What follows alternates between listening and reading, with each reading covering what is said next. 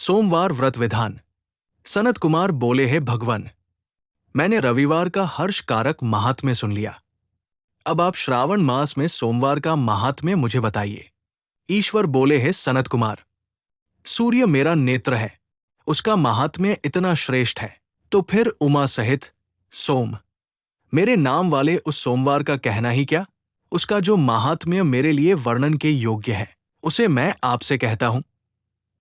सोम चंद्रमा का नाम है और ये ब्राह्मणों का राजा है। यज्ञों का साधन भी सोम है। उस सोम के नाम के कारणों को आप सावधान होकर मुझसे सुनिए, क्योंकि ये वार मेरा ही स्वरूप है, अतः इसे सोम कहा गया है। इसीलिए ये समस्त राज्य का प्रदाता तथा श्रेष्ठ है। व्रत करने वाले को ये संपूर्ण राज्य का फल देने वाला है।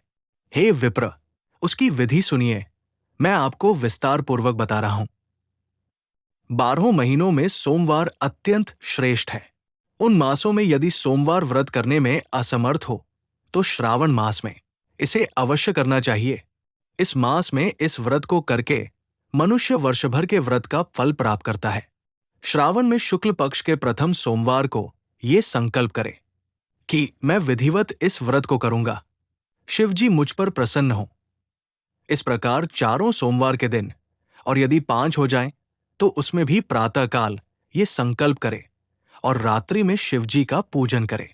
16 उपचारों से सायंकाल में भी शिवजी की पूजा करे और एकाग्रचित्त होकर इस दिव्य कथा का श्रवण करे। हे सनत कुमार, इस सोमवार व्रत की कही जाने वाली विधि को अब मुझसे सुनिए। श्रावण मास के प्रथम सोमवार को इस श्रेष्ठ व्रत को प्रारंभ करे। मनुष्य को चाहिए कि अच्छी तरह स्नान करके पवित्र होकर श्वेत वस्त्र धारण कर ले और काम, क्रोध, अहंकार, द्वेष, निंदा आदि का त्याग करके मालती, मल्लिका आदि श्वेत पुष्पों को लाए। इनके अतिरिक्त अन्य विविध पुष्पों से तथा अभीष्ट पूजनोपचारों के द्वारा त्र्यंबक शून्य इस मूल मंत्र से शिवजी की पूजा करे। तत्पश्चात ये कहे, मैं शर्व, भवनाश, महादेव, उग्र, उग्रनाथ, भव, शशिमौली, रुद्र, नीलकंठ, शिव तथा भवहारी का ध्यान करता हूं। इस प्रकार अपने विभव के अनुसार मनोहर उपचारों से देवेश शिव का विधिवत पूजन करे। जो इस व्रत को करता है उसके पुण्य फल को सुनिए।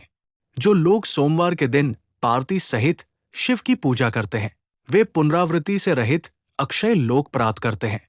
हे सनत कुमार, इस मास में नक्त व्रत से जो पुण्य होता है उसे मैं संक्षेप में कहता हूं। देवताओं तथा दानवों से भी अभेद्य 7 जन्मों का अर्जित पाप नक्त भोजन से नष्ट हो जाता है। इसमें संदेह नहीं करना चाहिए, अथवा इस अत्युत्तम व्रत को उपवास पूर्व करे। इसे करने से पुत्र की इच्छा रखने वाला मनुष्य पुत्र प्राप्त करता है और धन चाहने वाला धन प्राप्त करता है।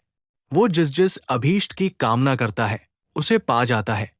इस लोक में दीर्घकाल तक वांछित सुखोप भोगों को भोग कर अंत में श्रेष्ठ विमान पर आरूढ़ होकर वो रुद्रलोक में प्रतिष्ठा प्राप्त करता है। चित्त चंचल है, धन चंचल है और जीवन भी चंचल है, ऐसा समझकर प्रयत्नपूर्वक व्रत का उद्यापन करना चाहिए।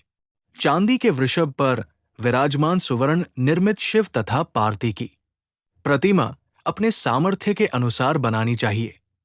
इसमें धन की कृपणता नहीं करनी चाहिए। तदंतर एक दिव्य तथा शुभ लिंग तो भद्रमंडल बनाए और उसमें 2 श्वेत वस्त्रों से युक्त एक घट स्थापित, घट के ऊपर तांबे अथवा बांस का बना हुआ पात्र रखे और उसके ऊपर उमा सहित शिव को स्थापित करे। इसके बाद स्मृति तथा पुराणों में कहे गए मंत्रों से शिव की पूजा करे। पुष्पों का मंडप बनाए और उसके ऊपर सुंदर चंदोवा लग उसमें गीतों तथा बाजों की मधुर ध्वनि के साथ रात में जागरण करे। तत्पश्चात बुद्धिमान मनुष्य अपने गृह सूत्रम निर्दिष्ट विधान के अनुसार अग्नि स्थापन करे और फिर शर्व आदि 11 श्रेष्ठ नामों से पलाश की समिधाओं से 108 आहुति प्रदान करे।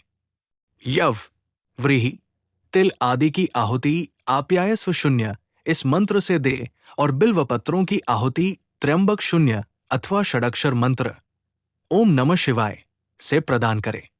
तत्पश्चात स्विष्टकृत होम करके पूर्णाहुति देकर आचार्य का पूजन करे और बाद में उन्हें गौ प्रदान करे।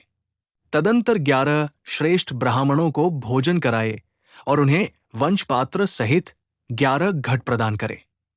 इसके बाद पूजित देवता को तथा देवता को अर्पित सभी सामग्री आचार्य को दे और तत्पश्चात प्रार्थना करे, मेरा व्रत परिपूर्ण हो और शिवजी मुझ पर प्रसन्न हो। तदंतर बंधुओं के साथ हर्षपूर्वक भोजन करे। इसी विधान से जो मनुष्य इस व्रत को करता है, वो जिस जिस अभिलषित वस्तु की कामना करता है उसे प्राप्त कर लेता है और अंत में शिवलोक को प्राप्त होकर उस लोक में पूजित होता है। हे सनत कुमार, सर्वप्रथम श्री कृष्ण ने इस मंगलकारी सोमवार व्रत को किया था। श्रेष्ठ, आस्तिक तथा धर्मप्रायण राजाओं ने भी इस व्रत को किया था। जो इस व्रत का नित्य श्रवण करता है वह भी उस व्रत के करने का फल प्राप्त करता है। श्रवण मास कथा अध्याय 6 अगर आपको अच्छी लगी हो तो हमारे चैनल को लाइक, शेयर एंड सब्सक्राइब जरूर करें। धन्यवाद। हर हर महादेव।